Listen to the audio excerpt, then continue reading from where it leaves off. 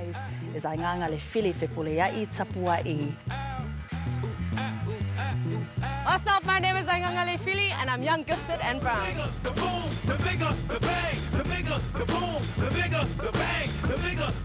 The way that I would describe what I do is that it all comes out of service. What Indigenous people see as just service, it's just the right thing to do. Other people see as activism. Being a spoken word poet, being a writer, that's a massive part of what I do, especially because I think art has the potential to shift the narrative and shift culture in a way that a lot of different fields can't. Because if you can say that you'll die for your kingdom, you can learn about climate change so your kingdom can live. All the news that we know now about potential life expectancies on certain islands, like the concept was just so wild to me.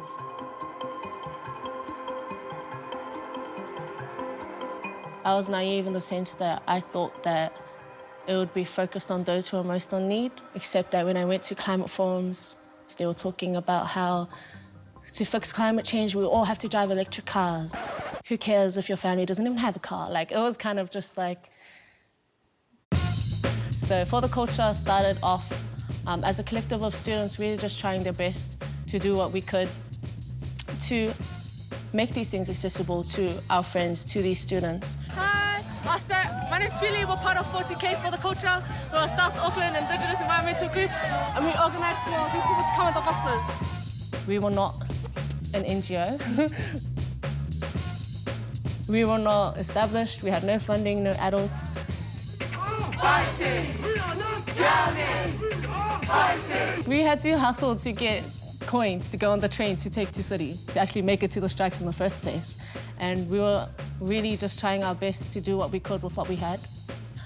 We actually ended up organising the third and largest climate strike, and we really tried our hardest and try our hardest to continue to open up these conversations so people could see the intersections and not just the mainstream climate conversation that seems to drown out the voices of those most in need and those who are actually being affected. Oh, some people actually thought we were a gang because people would say 40K, 40K, and be like, is that a new gang or something? No, we were not a gang. But I understand, actually. My husband is Samoan, so talofa.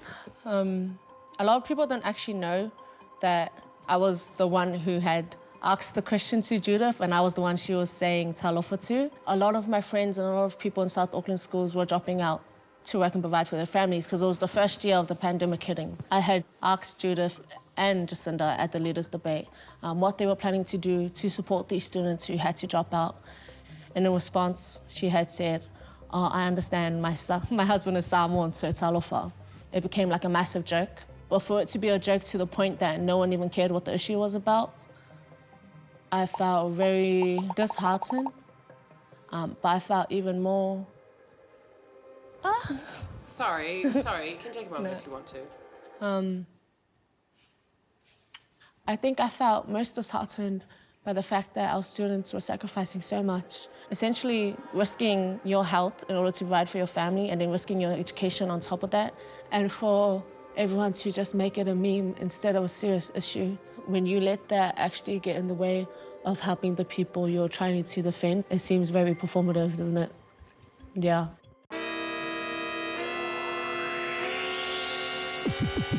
We kind of just got sick of waiting around for decisions. For the Culture teamed up with Oceania and Ohana, who work here at AET South Campus. And we decided to make a homework sensor, which was called Time for Greatness. And by the end of it, we had over 1,400 students come through. And all of it was free. We had amazing tutors. That's how Time for Greatness started. A lot of Pasefika and a lot of Indigenous children have leadership skills ingrained into them. The best leadership is one that is built on empathy, because then it means that it's built on love.